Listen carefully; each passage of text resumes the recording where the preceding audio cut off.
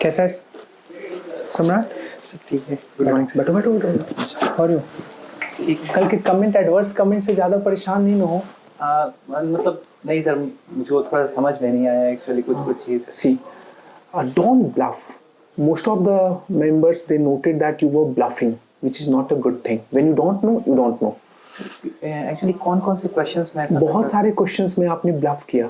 अब एग्जैक्टली तो कल हमने 14 इंटरव्यू किया है तो एग्जैक्ट क्वेश्चंस याद नहीं है, बट बहुत सारे क्वेश्चंस में आपने वहाँ पे ब्लफ किया कि जो आपको नहीं पता था आपको सीधा बोलना चाहिए था कि आई डू नॉट नो। वहाँ पे याद होगा तुम्हें, जैसे मैंने जो पर्टिकुलरली क्वेश्चन पूछा था तुमसे, एक मैंने ग्रेट गेम आपने पूछा था, एक वो हाँ ग्रेट गेम वाला आपने सही बोला था। इन दोनों जो मेंबर्स थे वो जो एक मुझे जो याद आ रहा है, जो मुझे मतलब कल मैंने काफ़ी इस बारे में सोचा कौन कौन सी चीज़ ऐसा होता है। एक मुझे समझ में आया एनआईटी के बारे में, एनआईटी कब स्टैब्लिश हुआ। तो एनआईटी फिर मैंने चेक किया, एनआईटी जो है पहला एनआईटी 1949 में ही है। ओके। बट एनआईटी एक्ट जो है वो 2007 का है। ओके। तो शायद ये उनको So it became an autonomous institute then after 2007. After 2007 वो autonomous था, उससे पहले वो REC था, रीजनल इंजीनियरिंग कॉलेज। ये समझ में आया। उसके बाद सर वो पिताजी के नाम का मीनिंग, तो उसमें मैं थोड़ा सा मतलब क्या बोलूं, थोड़ा मैं कंफ्यूज हो गया था। बट मैंने बोला था शिव जी का नाम है, बट उन्होंने कहा था कि नहीं अपन नहीं, आप देख लीजिएगा। ओके। सर के लिए ये दोनों पार्ट था। और मैम से जैसे उन्होंने 2 क्वेश्चन पूछा था, एक तो सबसे पहला मोदी डॉक्ट्रिन। तो मोदी डॉक्ट्रिन सर मतलब अभी भी समझ में नहीं आ रहा कि मोदी डॉक्ट्रिन एक्चुअली कौन सा है। क्योंकि मैंने जब सर्च किया तो 2 है, दोनों मुझे पता था, ऐसा नहीं कि नहीं पता था। एक तो है स्ट्रेटेजिक अलाइनमेंट, नॉन अलाइनमेंट से स्ट्रेटेजिक अलाइनमेंट, और दूसरा है सर आपका जो आफ्टर ऑपरेशन सिंदूर हो गया, बीसीजी रिटेलिएशन हो गया, फिर उसके बाद बीसीजी रिटेलिएशन हो गया, फिर मतलब कि न्यूक्लियर का जो ब्लैकमेल है वो नहीं करेंगे, और we will not sympathize between terrorist and terrorist sympathizer. But इसका नाम मोदी डॉक्ट्रिन है, ये मुझे नहीं पता है। ओके, तुम्हें फिर ये भी पता होना चाहिए था कि गुजराल डॉक्ट्रिन क्या है। Being a civil services aspirant, तुम्हें गुजराल डॉक्ट्रिन तो पता होना चाहिए था। ये सर ये एक मेरा मिस्टेक था, ये मुझे पता होना चाहिए था। ये मतलब उसके अलावा करंट अफेयर्स की बहुत सारी चीजें जो है वो आपको नहीं बिल्कुल पता थी, जैसे कि वी आस्क्ड अबाउट एएमयू, क्योंकि it was you who told us कि Kishanganj is going to have the second campus of AMU. लेकिन जैसे ही अभी देखो इंटरव्यू जो है ना, रियल में घोष आपको करना क्या है कि आपको ओपनिंग नहीं देना है। जिस कंफर्ट, जहां पे आप कंफर्टेबल हो वहां पे हमें लेकर चलो। हमें तुम अगर अपने इन अनकंफर्टेबल जोन में हमें लेकर जाओगे तो वो that is going to cause problem for you. Let me give you one example. AMU वाला जब तुम्हें नहीं आइडिया था, तुमने एएमयू के बारे में नहीं पढ़ा था, तो एएमयू के बारे में रेफर ही नहीं करना चाहिए था। और अगर ठीक है रेफर किए तो उसके बाद अगर नहीं पता था तो openly you could have said कि मुझे बिल्कुल नहीं पता है। माइनॉरिटी का तुम्हें डिफिनेशन नहीं पता है, डिस्पाइट द फैक्ट कि अभी बहुत ज्यादा न्यूज में था। You are also preparing for UPSC. As जैसे ही तुम्हारा देखेंगे, समझ जाएंगे, देखने से उनको पता चल जाएगा कि तुम यूपीएससी का भी प्रिपरेशन कर रहे हो, तो पक्का है कि वो ग्रिल करेंगे वैसे क्वेश्चंस पे। ठीक है, देखो the moment they would come to know that you are also preparing for UPSC, उनका एक्सपेक्टेशंस ऊपर जाएगा तुमसे। You won't be tested like other candidates जो कि properly बिहार में रह के सिर्फ बीपीएससी का ही तैयारी कर रहे हैं। तुम केवी से पढ़े हो, एनआईटी से पढ़े हो, दैट तुम्हारा एज जो है दैट इज आई थिंक 25 नहीं सर 28 तो एज भी देखकर उन्हें ये लग जाएगा कि still you are preparing for UPSC also. समझ में आ रहा है? That's the one thing. Second, I think you left job back in 2021।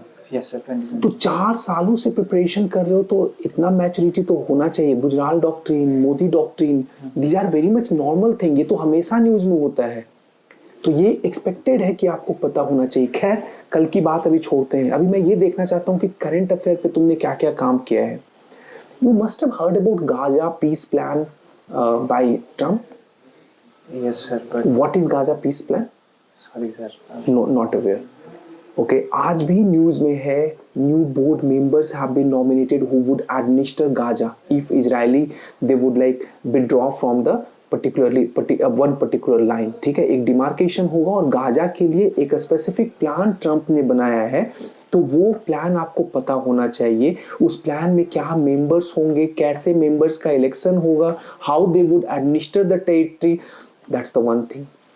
Second important thing, can you please tell me history of Somaliland. अभी Somaliland has been recognized as a sovereign country by Israel. On other hand Turkey जो है वो अभी भी recognise नहीं कर रहा है. So what is the issue? Why Israel is so means aggressively decided to recognize Somaliland as a separate country? Sorry, sir. Okay, tell me one thing.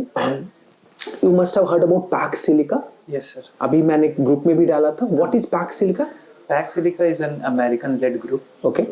Of 9 countries. Okay. Which has been combined to diversify their silicon or like its critical minerals from. Okay. Earlier it is concentrated to China because China was the single supplier for critical minerals. Now it has been diversified to include other countries having similar interests, so that the critical minerals as well as AI related supplies can be diversified. So can you please tell me why this diversification is so important? Because China was acting like a dominant adversary in terms of critical minerals. So if let's suppose in terms of when America or when India, when the geopolitical relations between these countries became sour with China, so what it did that it stopped the critical mineral supplies. Like in 2021, we had that semiconductor crisis in India. Okay. So that is the reason behind which that these countries have been looking to diversify their critical minerals trade. Okay. What is weaponization of supply chain? Weaponization of supply chains refers to a concept where particular minerals can be used to what I can say, to reduce or to delay the economic progress of a nation. If you don't know, say no. यही मैं सिखाने के लिए आज बुलाया हूँ तुम्हें. Actually sir मतलब See, you are not aware of this term. तुमने सुना होगा, कभी पढ़ा होगा, लेकिन you have not understood. That is not how the weaponization of supply chain is. Suppose, see, there are certain countries who are right now top exporters. Take example of China. China is an export-oriented economy. So during the time of crisis, when they know that the other country is dependent on my items, so they start weaponizing it. They would say ki you do this, then only I will be supplying the material. That is called weaponization of supply chain. Okay. Okay. Coming to next question. Greenland. Okay. So do you know the history of Greenland? No sir, not history. ये पता होना चाहिए. It's a burning issue. You means अभी लगातार it is in news, right? So you should be knowing about Greenland, history क्या है, how it became part of Denmark, why it is called Greenland. उसके पीछे की अभी ग्रीनलैंड तो green है नहीं भाई, वहां तो ट्रीज पाया नहीं जाता है, तो ग्रीनलैंड क्यों कहा जाता है? Then why USA is interested in acquiring Greenland? What is the current issue? ये सब आपको पता होना चाहिए. Are you waiting? Coming to next question. इसमें एक क्वेश्चन का शायद आंसर कर सकता हूँ. बोलो. Why USA is interested? Okay, go ahead. Because the Arctic Circle is currently explored by China as well as Russia. Okay. For economic purposes. So okay. USA is thinking that if we can have a proper strategic control over Greenland, then we can for national security purpose we can install some of the ICBMs there, and it will help as a buffer from that Russia, okay. which is a current adversary of USA. Okay, तो चलो ये भी मैं मान लिया. चलो, one is the strategic reason, but there are other reasons also. Think of the resources. What exactly is happening due to climate change? Yes. The whole Greenland would become, means it's like right now a barren land, but after 10 years down the line from here, 20 years down the line from here, when the permanent glaciers, permafrost would melt, so much resources would be there to extract. Are you getting? Yes. So that is also another reason. Third important reason is because Arctic Circle is becoming 24/7 navigable sea. Are you getting? And Greenland is going to provide, means what that means, that would be allowing USA to have like permanent presence in that particular route. It will act as an anchor port. Yes, ठीक है. और भी बहुत सारे reasons हैं. ठीक है. Coming to next question, एक बात बताओ. Do you support SIR? Yes sir. Why? ये भी question आया था कल. हाँ. Okay, go ahead. Because it is a routine practice by Election Commission to update the electoral rules, which should be the case, because many of the last time I think the delimitation was done. I'm sorry, sir. I again used the word I think. Okay. The last time delimitation was done was in 2004. Okay. So after that, It was in 2004. Yes, the last पक्का? delimitation. Yes, they have delimitation act कब last पास हुआ था? 2004. 2004 पक्का? अभी तक 4 बार हुआ है. 2004 में लास्ट है. यूपीएससी का क्वेश्चन देखे थे 2024 का प्री का पहला क्वेश्चन यही था, how many times delimitation commission have been set up? Yes sir, 4 times. तो 2004 हुआ था कि 2 हुआ था? 2004 में तो लोकसभा इलेक्शन हुए थे. 2002. ठीक है, ओके, गो अहेड. हाँ, तो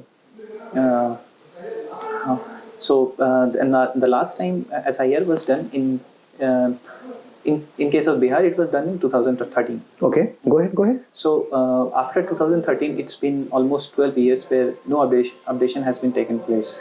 The number of people have migrated from Bihar, and there has been change in population. So SIR exercise became important to know the overall demography, or not overall demography, to know how many electoral, what is the electoral role, what is the electoral composition, who are eligible as well as who are not uneligible. Okay. There are also cases where in Simanchal district that there are cases of refugee immigration. So the SIR exercise was done to see that whether if there is any ineligible person who should not be inducted into the electoral roll of the state. Okay.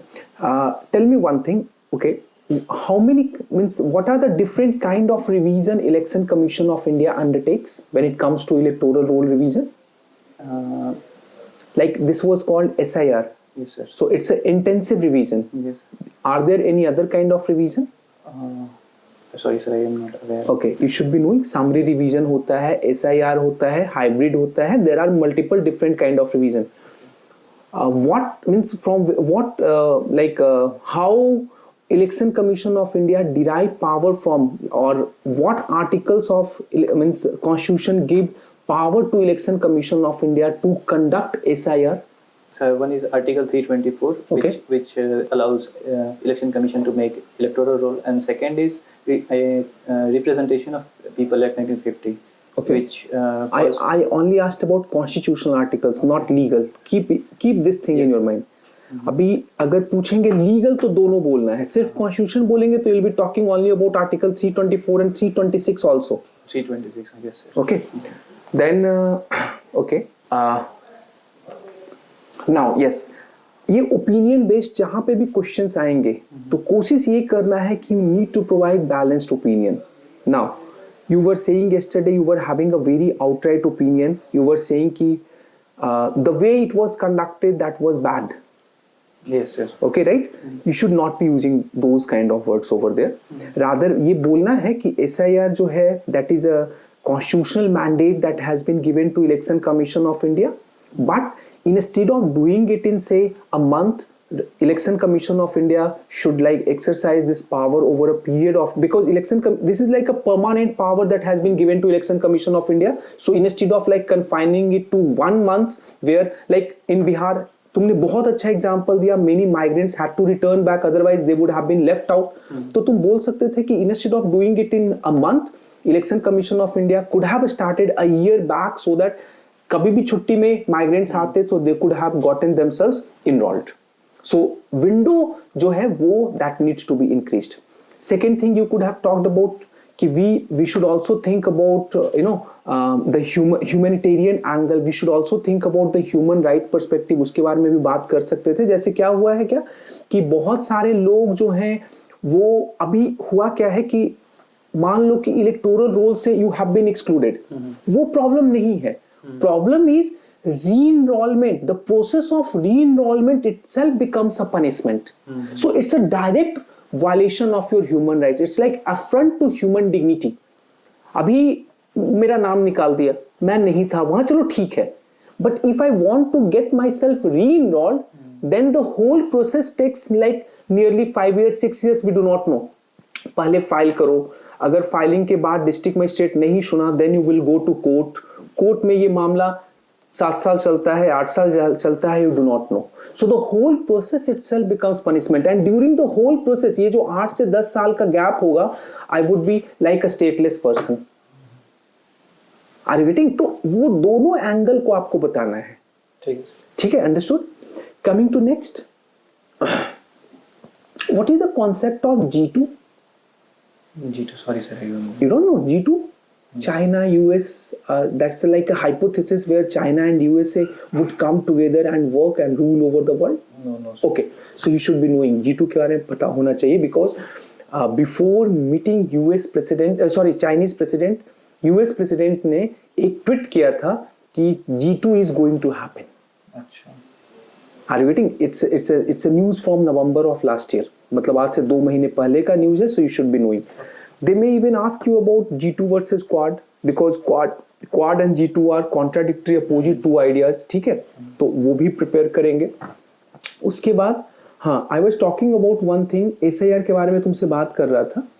तो SIR में एक चीज और ध्यान रखना है. Wait करो.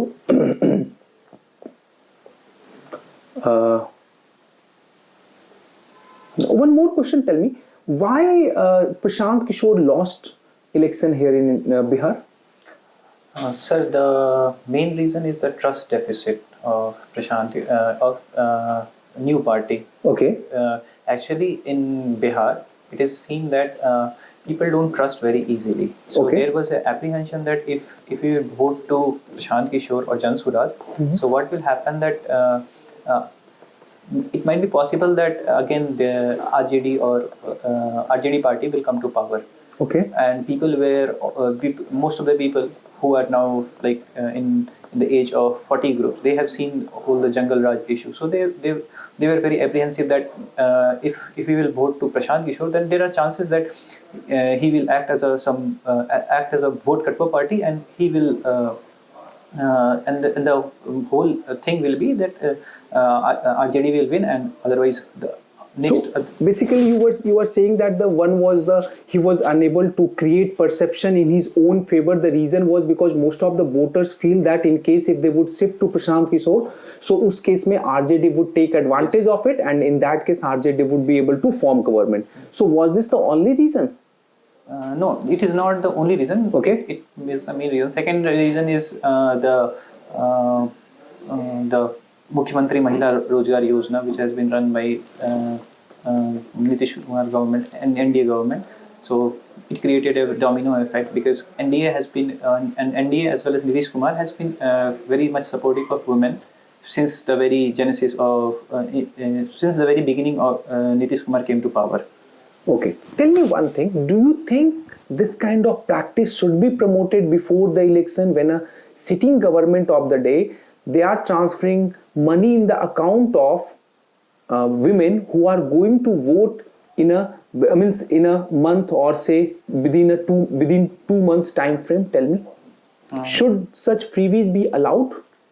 I think, sir, ethically it is not correct, but legally it is correct, because the announcement of this scheme was done a very long time ago, like before Model Code of Conduct was. Yeah, a month before Model Code of Conduct. Yes, so now, like, I'm asking this question because there is a precedent. Precedent is in Tamil Nadu. What exactly happened? Government was giving such freebies like 3 years back from the due election date. And when the Model Code of Conduct was announced, Election Commission of India told them to stop that freebie, that it should not be given during the election time. Why it was not done during the Bihar election? That question can be asked also. Do you think somewhere Election Commission of India has been compromised as a body? Sorry sir, I have to check. मेरी बात समझे मैं क्या बोल रहा हूँ? अभी क्या हुआ था, पहले फिर से एक बार इशू को समझा देता हूँ, क्योंकि देखो जो लोग बैठे रहेंगे उनका काम है ग्रिल करना तुम्हारा घोष. वो इस पर्पस से नहीं करेंगे कि तुम्हें ग्रिल करेंगे, उनको बेस्ट उनमें से निकालना है. अभी देखो हुआ क्या कि तमिलनाडु में भी there was a scheme similar like this. तो तमिलनाडु का जो स्कीम था इलेक्शन के 3 साल पहले से चल रहा था, but the moment election commission of India decided the election schedule, they asked the government not to provide such dole. वो जो भी पैसे दे रहे थे अकाउंट में उसको बंद कर दिया गया. Now, in case of Bihar, what happened? Government of Bihar announced the scheme a month before the election, and after a month, when Election Commission of India announced the election schedule, so in general, following the previous precedent, Election Commission should have asked government not to transfer money now, because that would have created uneven playing field. Okay, but that did not happen. So do you think Election Commission of India, because now there is a question mark over the integrity of Election Commission of India, so do you think, यहाँ पे तुम्हारा opinion वो मांगेंगे, do you think that the Election Commission of India as an institution has been compromised?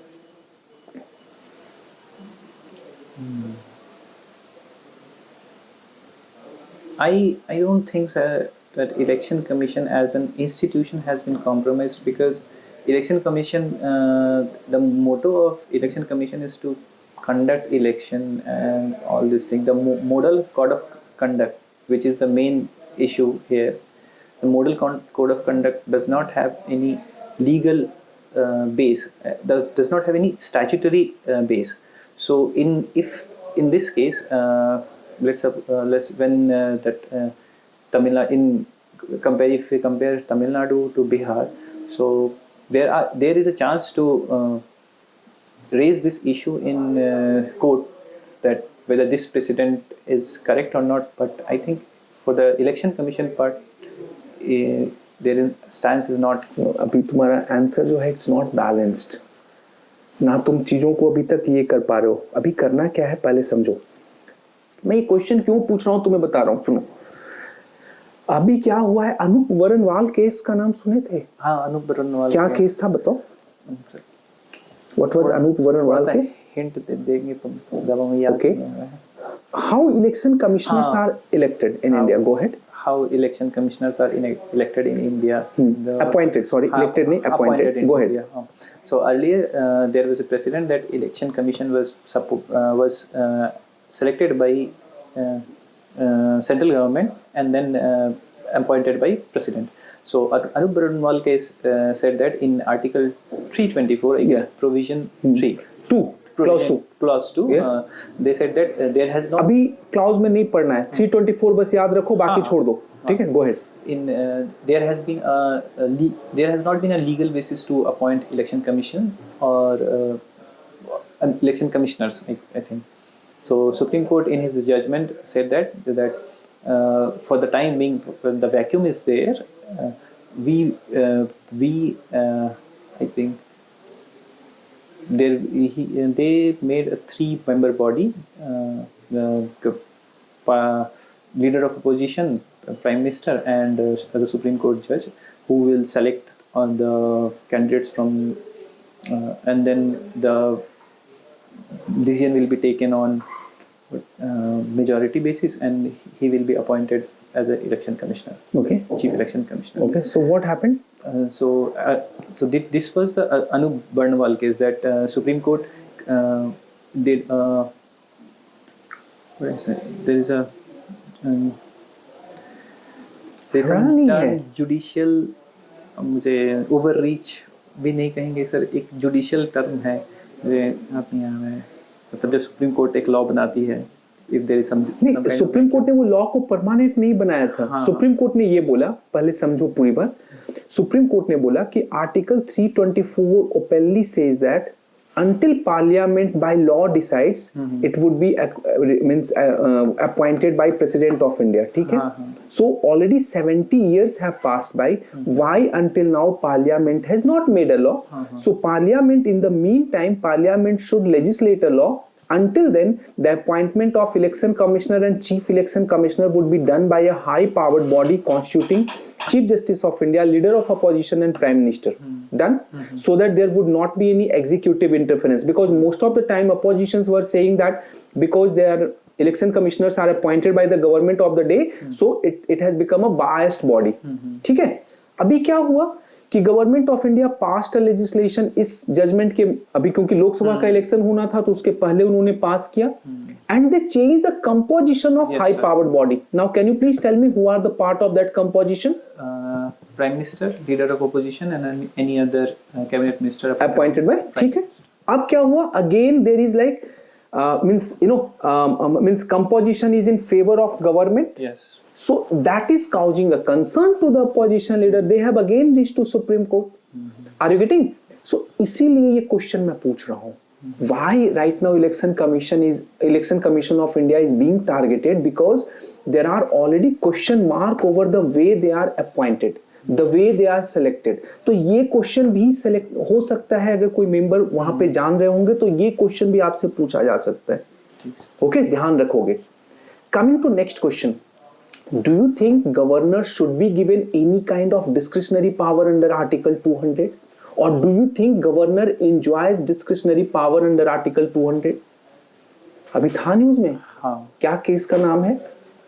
Case का नाम sir exactly नहीं है, but there are 2-3 states जहाँ पे एक तो है Tamil Nadu for NEET bill, and there is a Punjab governor case. Okay, so Tamil Nadu case का नाम है state of Tamil Nadu versus governor of Tamil Nadu case. Okay, ठीक है, गो अहेड. सो मतलब जो केस था वो ऐसा था कि स्टेट ऑफ तमिलनाडु ने एक बिल पास किया था कि we will not allow NEET in our body. मतलब पहले जो हमारा पहला वाला सिस्टम था, 85% will be state reservation and 15% will be all India.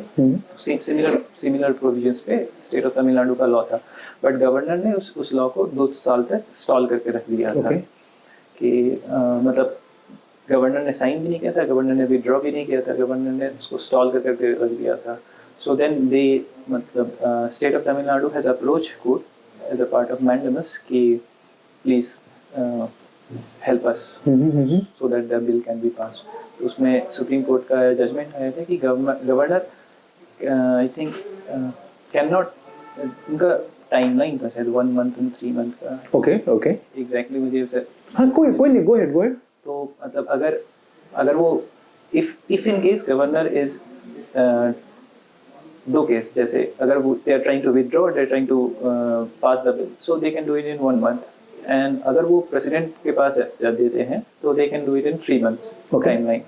And वापस से जब वो प्रेसिडेंट से वापस से अगर स्टेट के पास आता है तो then it will directly go to president. Governor का में कुछ ऐसा रोल नहीं रहेगा. It will directly go to president. वापस से अगर सब दिया जाए तो फिर ऑटोमेटिक प्रेसिडेंट के पास जाएगा. Then what is the role of governor then into it? Article 200 and 201 क्या है फिर? आर्टिकल 200 तो गवर्नर का मतलब जो गवर्नर का पावर है कि whether he can sign the bill or he can withdraw his signature, और ये है. और 201 का सर याद नहीं आ रहा. ओके, पहले सुनो क्या हुआ क्या था. सबसे पहले केस बताता हूँ. हुआ state of Tamil Nadu versus governor of Tamil Nadu. State of Tamil Nadu decided to go to supreme court. Supreme court ने क्या बोला कि आर्टिकल 200 वहां पर जो ऑपरेटिव फ्रेज है that is written as soon as possible. That means constituent assembly it wanted to it basically asked the governor to give assent or withhold his assent or reserve the bill for reconsideration by the president within certain time period, and as soon as possible का मतलब है जितना जल्दी हो. Are you getting? So why governor is like keeping it lingering for say 2 years or 3 years, something like that. So Supreme Court decided to give a strict timelines कि इन timelines के अंदर governor has to take action.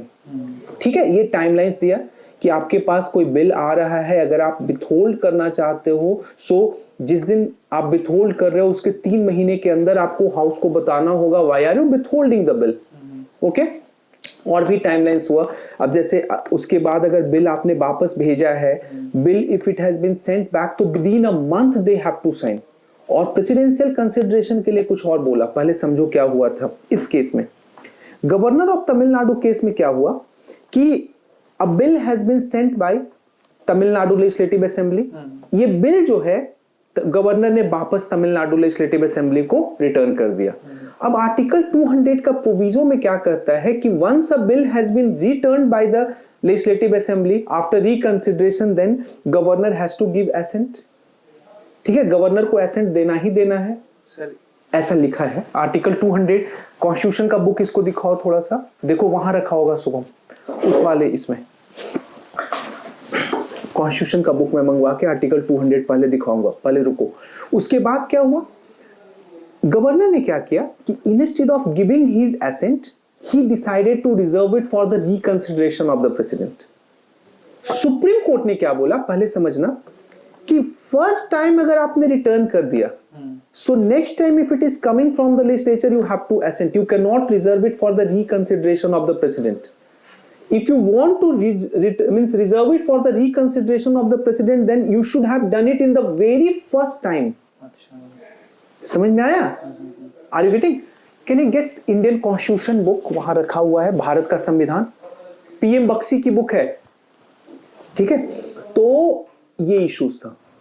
अब ये पूरा matter जब पहुंचा supreme court ने state of Tamil Nadu के फेवर में जजमेंट दिया। Now government of India decided to approach supreme court using its advisory opinion 143। Yes, 143 use करके दे टुक अ ओपिनियन। उस ओपिनियन में सुप्रीम कोर्ट ने ये बोला है कि supreme court can not impose some kind of timelines on governor और president, क्योंकि अभी आर्टिकल 200 में लिखा है एज सुन एज पॉसिबल, तो वो हम लोग का काम नहीं है। But we have to ensure that कि जो भी गवर्नमेंट हो, yes can I get it, thank you. देखो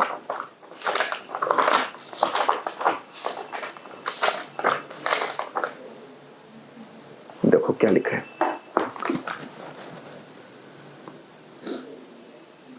if the bill is passed again by the house or houses with or without amendment and presented to the governor for assent, the governor shall not withhold assent।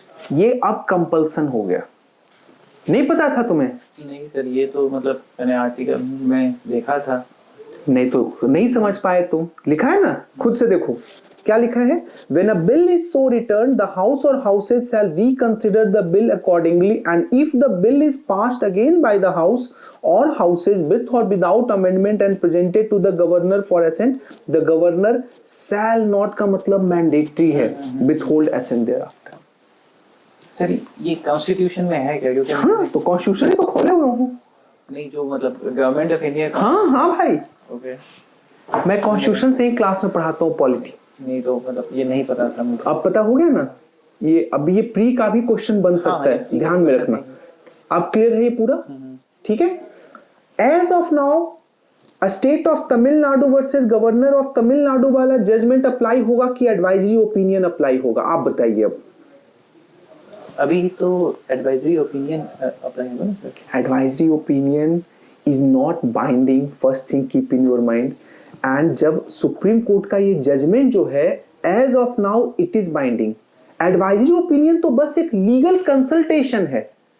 Now what would happen, government will again approach the supreme court, वहां पे constitutional bench बनाने के लिए बोलेंगे और फिर advisory opinion का opinion को वहां पे प्रेजेंट किया जाएगा एज अ लीगल फैक्ट, और उसके बाद that constitutional bench will overturn this judgement. As of now this judgement is applicable, ये ध्यान में रखना है।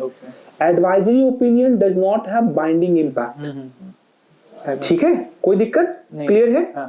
बहुत कुछ मुझे लग रहा है कि तुमने पिछले 8 महीने 1 साल से करंट अफेयर तुमने किया ही नहीं है, क्योंकि सर मैं अभी दूसरे एग्जाम के देख रहा हूँ। तो डोंट डू दैट। अगर यूपीएससी बीपीएससी ही करना था तो अभी यहाँ पे फोकस करना है। ठीक है। And you are having potential, कर सकते हो, ठीक है। खैर अभी ये सब टेंशन नहीं लेना है। एक लास्ट क्वेश्चन पूछूंगा, what's the difference between, one difference बता दीजिए MG NREGA and VB Gram के बीच में। MG NREGA and VB Gram, जो नई वाली एक्ट आई, और MG NREGA, how these two are different? Statutory मतलब स्टैट्यूटरी सॉरी, जो टाइम मतलब 100 डेज वर्सेस 125 डेज, बस यही मेन डिफरेंस है, इसीलिए लोग अपोज कर रहे हैं। नहीं, जो मेन अपोज कर रहे हैं दैट इज फिस्कल कंसिडरेशन। पहले गवर्नमेंट ऑफ इंडिया देती थी, अब 60-40 का रेशियो। तो पहले क्या सेंट्रल सेक्टर स्कीम था पूरा? पूरा आई डोंट नो सर, तो नहीं बोलना है अभी, समझो। सबसे जो कोर डिफरेंस है वो है, this was a demand based act, this is a supply based one.